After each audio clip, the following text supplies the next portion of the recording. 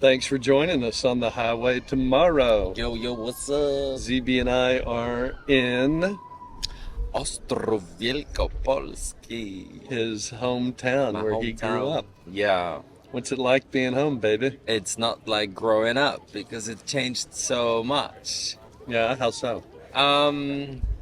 Just the city changed a lot. It's so, like, I see different people than I would see when I was little. They're dressed differently. They do different things. They have all those coffee shops and beautiful places to go to, restaurants, and I don't know, like even the lake where we go, there's a lake around Ostrów and we can go jogging there, and many people go there and bicycle around and rollerblade around. It's just so cool. It's a So really, it's better. really cool town. Better now? You like the town? Is it like a new town to you? I wouldn't want to grow up in this time because my time was like more wild, and we would have to look for our ways to to do things, I guess, like teenagers, and it was not that developed.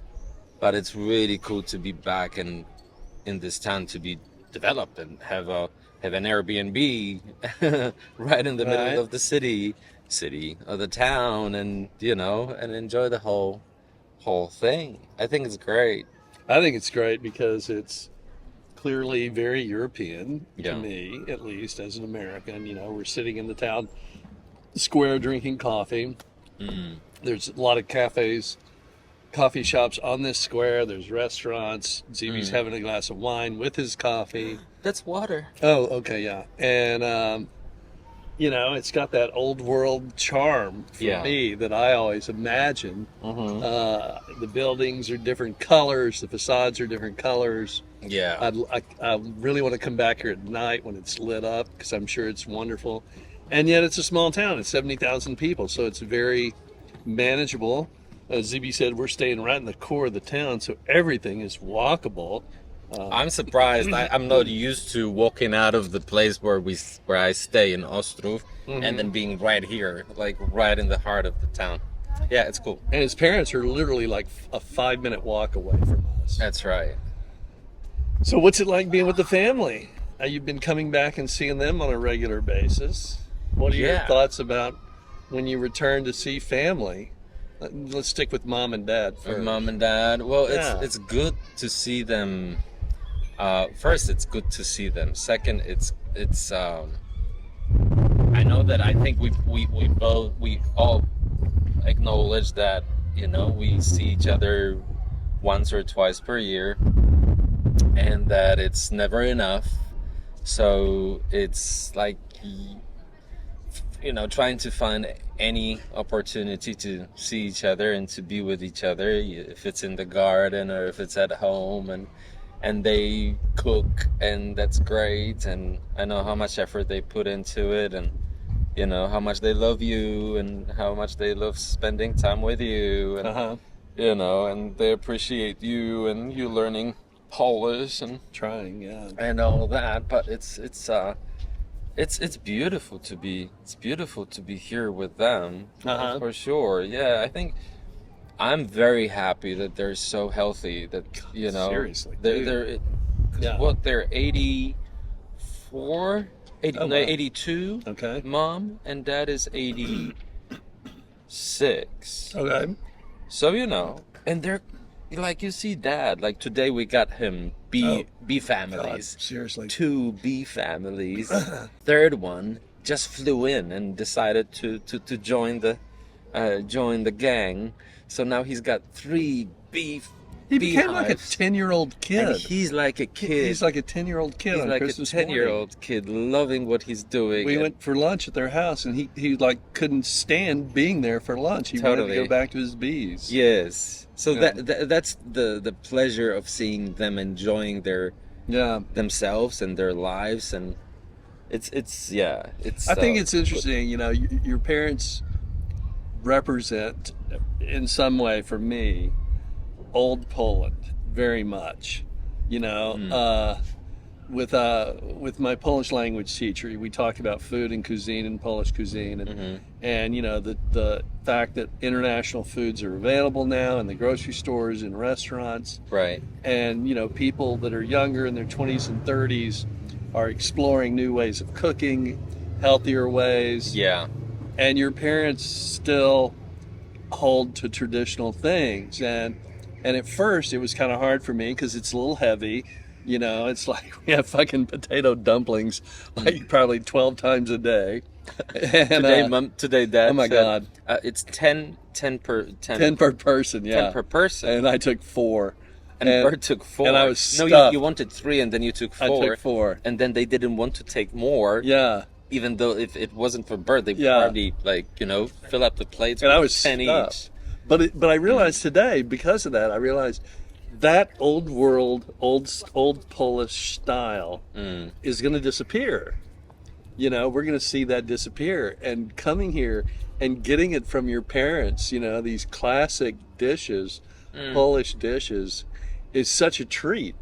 You know, because I mean, that's interesting if it's gonna disappear or not. Because if I lived in Poland, I wouldn't only hunt for Chinese food or hunt for food that I don't know. I love the food that I know. Right. I don't know what kind of food the young people here, the teenagers here, like and eat. Right. But I assume they're with their parents and grandparents, so they would still have this the opportunity that I hope many generations will have to try But we the are traditional Polish food. yeah, but I mean, you know, it's inevitable that these traditional recipes are going to change, are constantly evolving, constantly changing, and even what we had today, I can imagine a modern take on it, that where the dumplings were like lighter, airier. I mean, the sauce, which I thought it was funny when I asked your mom, you know, how she made this. She went into this long explanation how to make a potato dumpling. And I'm thinking, well, I know how to make a potato dumpling. I wanted to know about the sauce. And then when she got to the sauce, it basically came out of a jar, you know. And I was like, oh my God, that sauce was so good. And then I'm like, you know, It wasn't just from the jar. I know. The base was from the jar. Yeah. I know. Yeah. It was just like she wasn't interested so much in telling me about the sauce. Because the sauce is not traditional. Yeah. The dumplings were traditional. Yeah.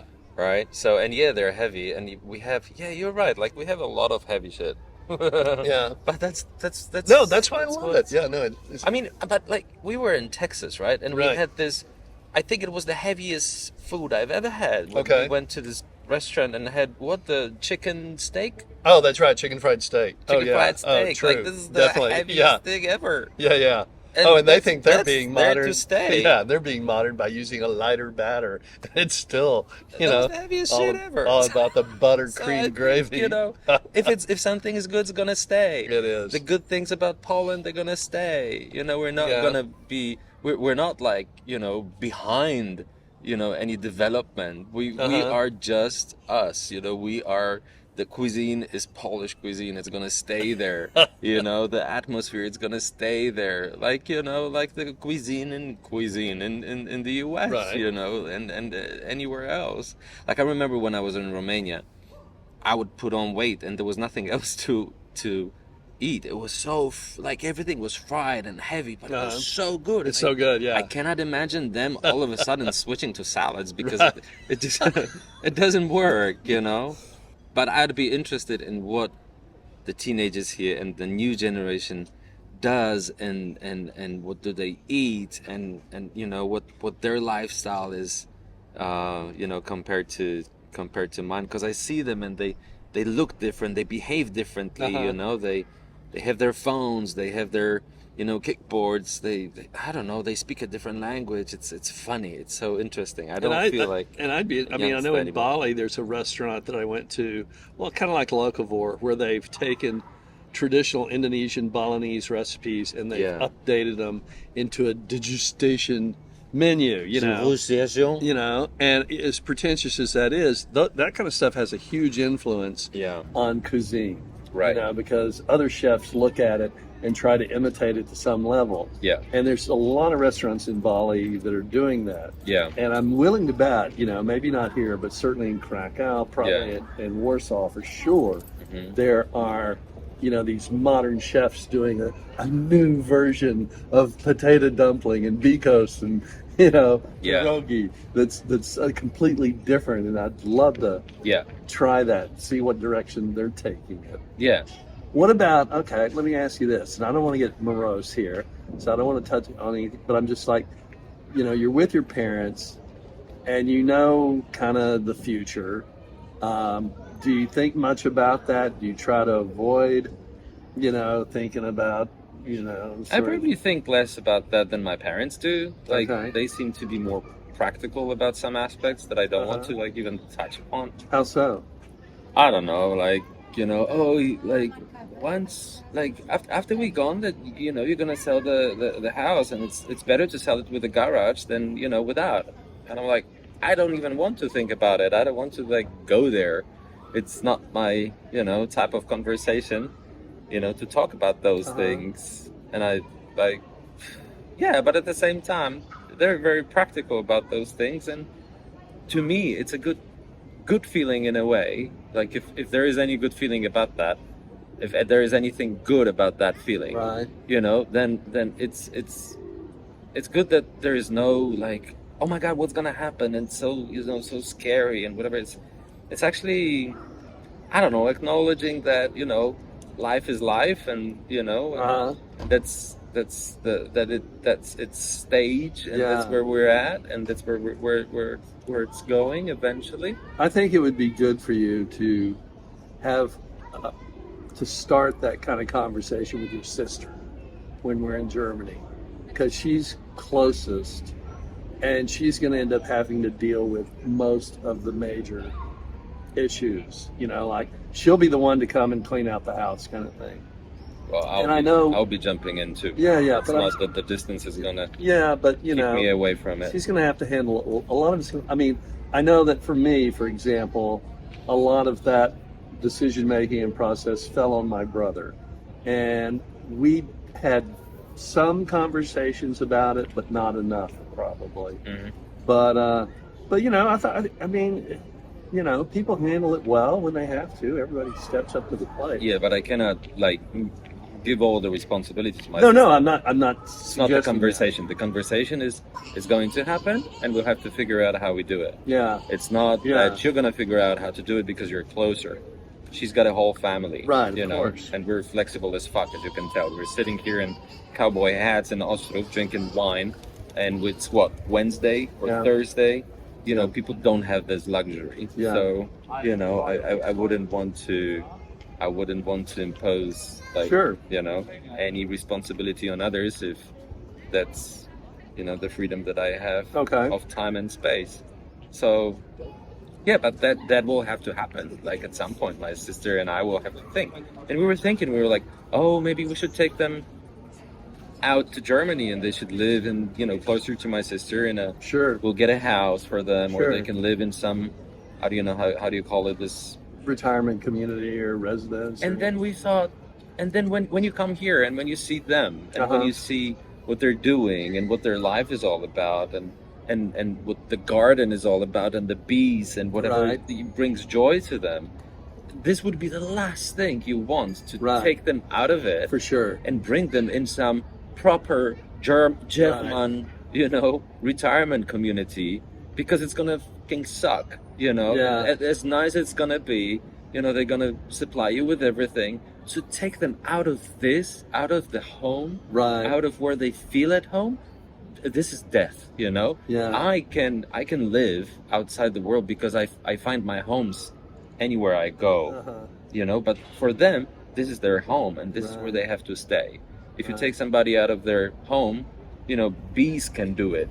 We saw that the family of bees can find another home, and they take the queen, and everything is fine. I don't think that would happen unless there was a major medical issue. Like if your mom or dad fell and broke their hip and couldn't get around, had to be in a wheelchair. It would have to take something major like that to move. They would have to be unconscious to make a conscious decision. Or for somebody to make a conscious decision to move them out of here, because I would not support that at all. Right. Like, if it's not you know, Dad had a major medical thing, and we brought him to Germany, but it was Right. for a year, or for like, I don't know, 3/4 of a year. We brought him to Germany, and he started loving Germany. Right. But he would never leave Poland for Germany because Sure. this is his home. Right. This is where you are. This is where your dumplings are. This is where your bees are. This is where your people are. You can't change that. Uh-huh. You can't change When you come here, do you have any specific goals? Like, on this trip, for example, is there a conversation with your parents that you feel like you need to have? I know y'all been talking about the land, which is pretty cool.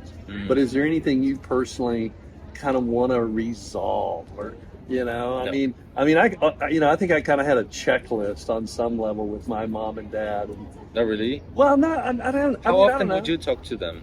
Well, I mean, if, we if you were talk on- away and would come back to their place. We would see each other probably twice a year. They would either come to visit me or I would come to visit them. And would you? How often would you contact each other?